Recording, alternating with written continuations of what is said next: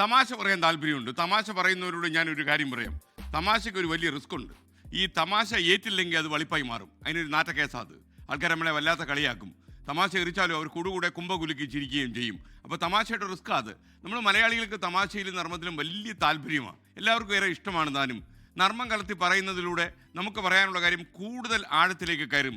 ഈ ആക്ഷേപഹാസ്യം അല്ലെങ്കിൽ സറ്റർ എഴുതുന്ന ആൾക്കാരെ ശ്രദ്ധിച്ചിട്ടുണ്ടോ? കാരണം സാധാരണ പറയുന്നതിനേക്കാളും ആഴത്തിൽ ചാട്ടുടി പോലെ തറഞ്ഞു കയറും അത്. ഒരു തമാശ കേട്ട് ചിരിച്ച് മരിച്ചുപോയ ഒരാളുണ്ടെന്ന് പറഞ്ഞാൽ നിങ്ങൾക്ക് വിശ്വസിക്കാൻ പറ്റുമോ? ഞാൻ ചുമ്മാ പറയുന്നതായിരിക്കും എന്ന് നിങ്ങളിപ്പോൾ പറയും അല്ലേ? എന്നാൽ അങ്ങനെയല്ലെന്നേ. ചരിത്രത്തിൽ ചിരിച്ച് മരിച്ചുപോയ ഒരാളുണ്ട്. ചിരിച്ചു മരിച്ചു എന്നൊക്കെ നമ്മൾ അതിശയോക്തിയായി പറയുന്ന കാര്യമാണത്. എന്നാൽ അത് ശരിക്കും സംഭവിച്ചു. 273 BC ഈ സംഭവം.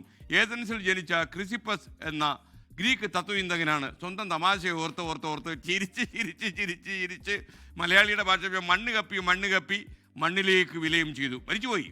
അത്ര ശക്തിയുണ്ട് തമാശകൾക്കെന്ന് നമ്മൾ മനസ്സിലാക്കണം.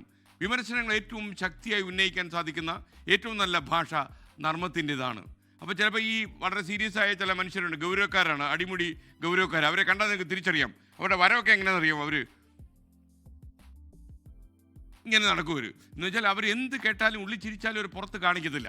അപ്പോൾ അങ്ങനെയുള്ള ആൾക്കാരാണ്. അവർ പറയും വളിപ്പടിക്കാതെ എണീറ്റ് പോക്കേ എന്ന് പറയും. പക്ഷേ നമ്മൾ തമാശ ഇപ്പോൾ EK നായനാർ ഏറ്റവും ജനപ്രിയനായ മുഖ്യമന്ത്രിയായിരുന്നു അദ്ദേഹം. എന്തുകൊണ്ട്? അദ്ദേഹം ഫലിതബോധത്തോടെ കാര്യങ്ങൾ പറഞ്ഞിരുന്ന ആൾക്കാരാണ്. പെട്ടെന്ന് ആൾക്കാരത് കത്തുകയും ചെയ്യും.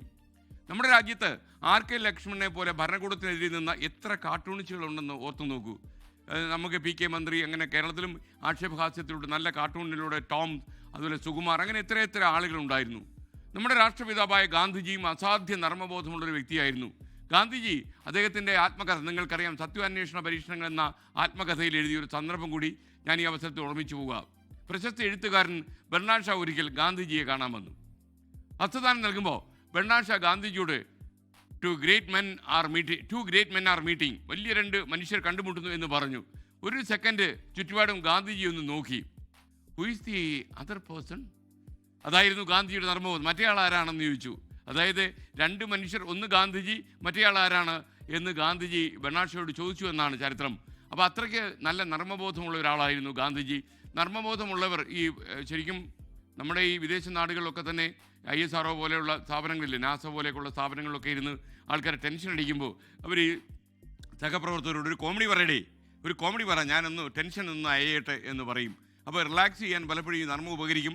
നർമ്മബോധമില്ലായിരുന്നെങ്കിൽ ഞാൻ എന്നേ ആത്മഹത്യ ചെയ്തേനെ എന്ന് പോലും ഗാന്ധിജി ഒരിക്കൽ എഴുതിയിട്ടുണ്ട്. നർമ്മം ജീവിതത്തെ കുറച്ചുകൂടി ലളിതമായി കാണാൻ സഹായിക്കുന്ന ഒരു ഉപകരണമാണ്.